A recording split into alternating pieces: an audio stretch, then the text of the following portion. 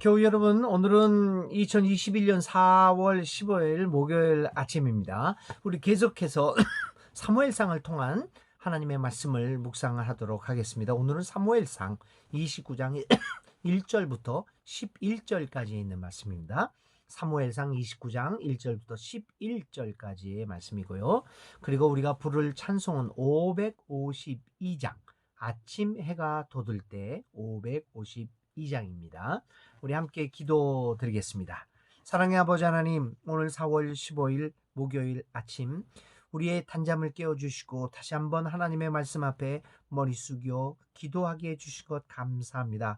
오늘도 시작되는 하루가 창조의 새로운 아침이 되게 하여 주시고 복된 하루가 될 수 있도록 도와주시옵소서. 또 주님과 동행하는 기쁨이 넘치는, 또 힘이 넘치는 역동적인 하루가 될 수 있도록 우리와 함께하여 주옵소서. 오늘도 주님의 말씀에 귀를 기울이오니 우리의 성령으로 함께하여 주셔서 주님의 말씀을 잘 깨달아 알아들을 수 있는 우리들이 다 되게 하여 주시옵소서.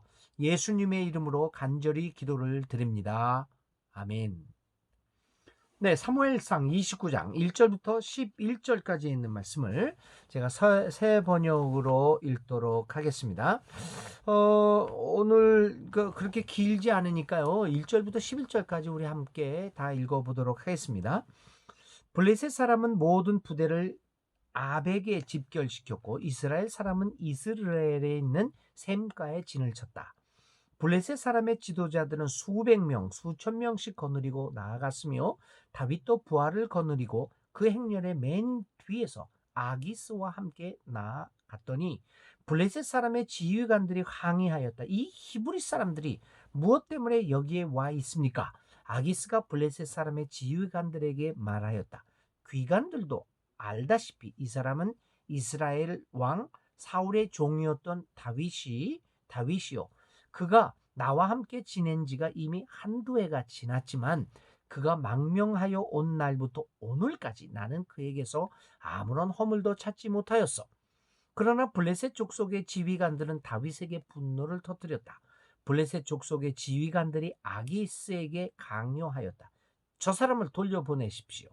임금님께서 그에게 지정하여 준 그곳으로 그를 돌려보내시고 우리와 함께 싸움터에 나가지 않도록 하여 주십시오.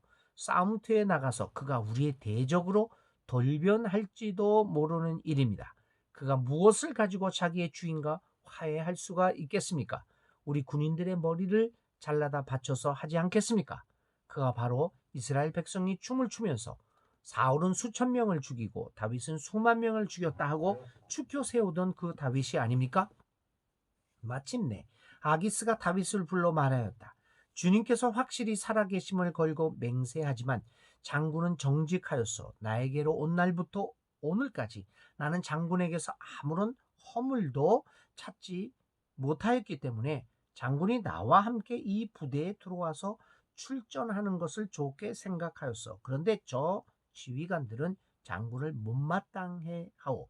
그러니 이제 장군은 블레셋 사람의 지도자들의 눈에 거슬리는 일을 더 이상 하지 말고 평안히 돌아가기를 바라오. 이번에는 다윗이 아기스에게 항의하였다. 내가 잘못한 일이 무엇입니까? 임금님을 섬기기 시작한 날부터 오늘에 이르기까지 임금님께서 말씀하신 대로 종에게서 아무런 허물이 드러나지 않았다면 왜 이 종이 이제 나의 상전이신 임금님의 원수들과 싸우러 나갈 수가 없겠습니까? 아기스가 다윗에게 대답하였다. 장군이 정직하다는 것을 나는 잘 아오. 나는 장군을 하나님의 천사처럼 여기오. 그런데 블레셋 사람의 지휘관들이 장군과 함께는 싸움터에 나가지 않겠다고 말하오. 그러니 이제 장군이 데리고 있는 옛 주인의 종들과 더불어 내일 아침 일찍 일어나시오. 내일 아침에 일찍 일어나서 해가 뜨는 대로 떠나도록 하시오. 그리하여 다윗은 다음날 아침에 일찍 일어나 부하들과 함께 출발하여 블레셋 사람의 땅으로 돌아오고 블레셋 족속은 이스라엘로 올라갔다. 아멘. 네, 우리가 지난 수요일 날 다윗이 아주 곤란한 처지에 빠지게 된 것들을 생각해 보았습니다. 다윗은 어쩔 수 없이 블레셋이 이스라엘과 싸우게 되는 그 전쟁에 아기스 왕의 요청에 의해서 이스라엘과의 전쟁에 참여할 수밖에 없었습니다. 이 위기입니다. 자신의 종족들을 침략하고 그 사람들을 상대로 해서 전쟁을 벌여야 하는 이런 일을 할 수밖에 없는 상황이 되었습니다. 그러니 이 위기를 어떻게 극복할 수 있을까? 어제 우리가 생각해 보았지만, 그제도 생각해 보았지만, 다윗은 참 뛰어난 전략가였습니다. 어떻게 우리들이 다시 얘기하지만 머리가 좋은 사람이었습니다. 그러면 이 위기를 그가 또 자신의 계략으로 그 좋은 머리를 활용하여 이 위기를 극복할 것인가? 우리의 귀추가 주목됩니다. 이제 아기스 왕과 블레셋 사람들은 다윗을 자신들의 군대에 합류시키고 전열을 가다듬고 이스라엘과의 일전을 기다리고 있습니다. 그게 오늘 사무엘상 29장의 서두입니다. 다윗은 결국 이렇게 아기스 왕과 함께 이스라엘과의 싸움에 출정하게 됩니다. 다윗은 자신의 마음과는 전혀 다르게 어쩔 수 없이 자신의 동족인 이스라엘과의 전쟁에 나서게 됩니다. 그의 마음은 착잡하기 이루 말할 수 없었을 것입니다. 어쩔 수 없이 블레셋 왕 아기스의 수하에 몸을 의탁하고 있었고, 또 사울로부터 늘 다가오고 있는 목숨의 위기를 피하기 위하여 짐짓 자신이 이스라엘과 원수가 된 것처럼 행동하기는 하였지만 28장에서도 우리가 보았듯이 그는 한시도 자신의 동족을 살해하거나 소홀히 대한 적이 없었던 사람이 아니었습니까? 더욱이 장차 이스라엘의 왕이 되고자 되기 위한 꿈을 꾸고 있던 그에게는 이스라엘 민족을 상대로 전쟁에 나선다고 하는 것은 정치적인 면에 있어서 치명적인 일이 아닐 수 없습니다. 만약 이 전쟁에 나가서 이스라엘 백성들을 단 한 명이라도 죽인다고 한다면 후일 다윗은 이스라엘 왕이 될 수 없을지도 모릅니다. 왕이 되고자 하는 그 정치적 야망을 포기해야만 할 것이었습니다. 그런데 그는 이러지도 저러지도 못하는 진퇴양난에 빠지게 되었습니다. 성서는 그의 이러한 심정을 그가 행렬의 맨 뒤에서 아기스와 함께 나아갔다라고 이야기하고 있습니다. 여기 2절에 제가 다시 한번 읽을까요? 29장 2절입니다. 블레셋 사람들의 지도자들은 수백 명, 수천 명씩 거느리고 나아갔으며 다윗도 부하를 거느리고 그 행렬의 맨 뒤에서 아기스와 함께 나아갔다. 이 성경은 다윗의 참 곤란한 심정을 이렇게 다윗이 맨 뒤에서 행렬을 쫓아갔다라고 하는 이런 말로 표현을 하고 있습니다. 자, 다윗은 이 위기를 어떻게 극복해 나갈 수 있습니까? 그런데 다윗의 위기 극복은 그의 뛰어난 머리에서 나온 것이 아닙니다. 그의 뛰어난 전략가로서의 그가 치밀한 전략 속에서 그 위기를 탈출한 것은 아닙니다. 그런데 엉뚱한 곳에서 위기 탈출이 시작되고 있습니다. 자, 전쟁 준비를 마치고 아기스와 함께 다윗도 이제 전쟁터로 나가기 시작하는 바로 그 순간이었습니다. 블레셋 군대의 지휘관들이 돌연 아기스 왕을 방문합니다. 그리고 자신들이 가지고 있던 불만을 집단적으로 표출하고 있습니다. 한마디로 말하면 아기스 왕이 다윗을 이렇게 선호해서 다윗을 이 전쟁에 출전하게 한 것이 부적절하다는 것입니다. 그래서 그들은 아기스 왕에게 이렇게 얘기합니다. 이 히브리 사람들이 무엇 때문에 여기에 와 있습니까? 참 놀라운 일이죠. 블레셋 군대 지휘관들은 다윗을 존중할 수가 없었습니다. 비록 다윗 수년 동안 아기스 왕 수하에서 살아온 것은 사실이지만, 그래서 아기스 왕의 신임을 얻기는 하였지만 그들의 눈에는 여전히 하잘것없는 히브리 사람들이었습니다. 히브리 사람들이었다는 겁니다. 히브리 사람들. 그들은 누구였습니까? 모두 정체를 알 수 없는 떠돌이들이 아닙니까? 이런 생각을 가지고 있던 블레셋 군대의 지휘관들은 다윗이 그들과 함께 동등한 자격으로 전쟁에 출전해서 공을 세운다는 것을 도저히 용납할 수 없었던 것입니다. 그러기에 그들은 다윗의 전쟁 출전을 거부하고 있습니다. 두 번째로 블레셋 사람들의 눈에는 다윗의 출전은 위험성을 내포하는 것으로 보여졌습니다.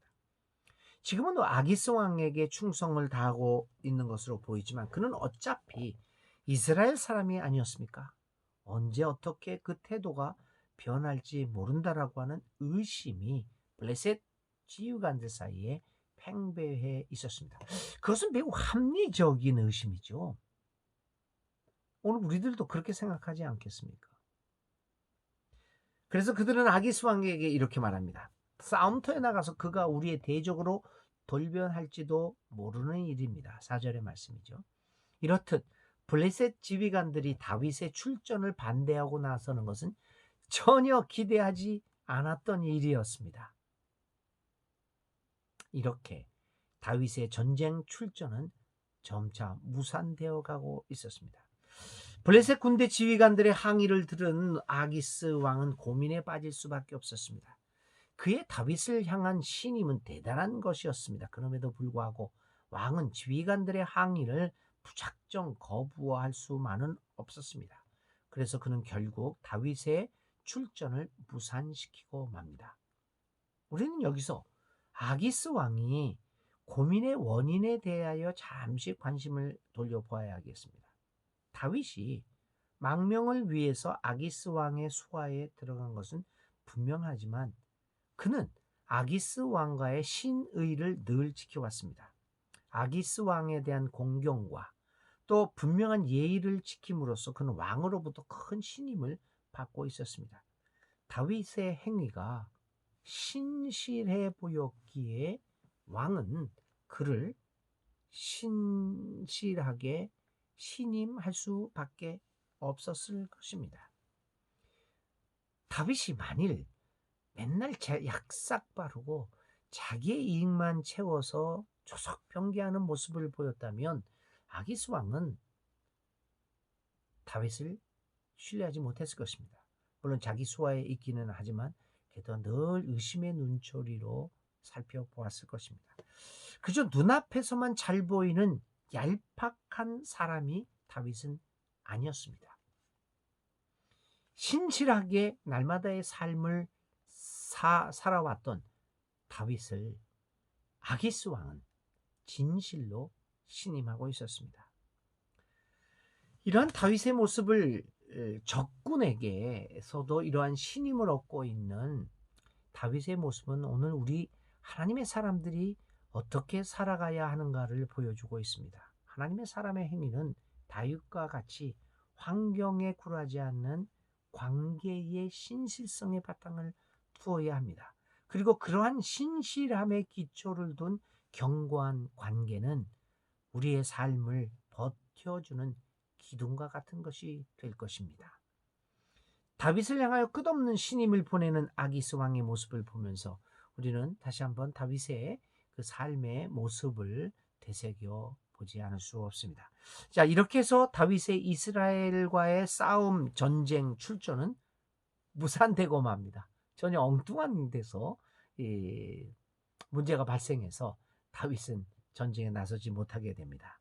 전쟁 출전 무산은 다윗의 편에서 보면 매우 다행스러운 일이 아닐 수 없습니다. 그의 출전 무산이 다윗이 거부한 것도 아니고 아기스 왕의 의사도 아닌 블레셋 군대의 지휘관들의 반대에서 비롯되어진 것도 다윗에게는 매우 다행스러운 일이었습니다. 이렇게 해서 다윗의 전쟁 출전 무산은 매우 자연스러운 모습으로 이루어졌습니다. 얼마나 놀라운 하나님의 역사입니까? 다윗의 진퇴양난의 위기를 하나님은 블레셋 군대의 지휘관들을 통하여 극복하게 만들고 있습니다. 인간이 전혀 예기치도 못했고 상상하지 못했던 곳에서 삶의 위기가 극복되어지고 있습니다. 이것은 온전히 하나님의 능력이며 하나님의 은혜의 역사입니다. 우리에게 거저 주어지는 은혜입니다. 인간이 스스로 구한 것이 아닙니다. 하나님이 하시는 구원이야말로 진정한 구원이 아니겠습니까? 교회 여러분, 오늘 우리가 당면하고 있는 여러 가지 삶의 위기의 원인은 분명히 우리 자신에게 있을 것입니다. 위기를 극복할 수 있다고 생각하여 온갖 벌이를 짜내어 만들어낸 교묘한 대책과 방법들이 많은 경우 오히려 우리의 삶을 위기로 몰고 가고 있다는 아이러니한 상황을 우리는 날마다 경험합니다. 그러나 하나님의 방법은 그렇지 않습니다. 인간의 지혜와 얄팍한 수를 넘어서는 진정한 해결 방법을 우리에게 주십니다. 하나님이 주시는 그 구원의 길이야말로 오늘 우리에게 필요한 길입니다. 하나님께 지혜를 구해야 합니다. 하나님께로 피해야 합니다. 그가 우리에게 피할 길을 주실 것입니다. 이렇게 사무엘상 29장에서 다윗은 그 자신의 위기를 하나님의 역사로 말미암아 극복하고 있습니다. 위기를 극복한 다윗은 이제 평안한 마음으로 다시 자신의 망명지인 시글락으로 돌아가게 되었습니다.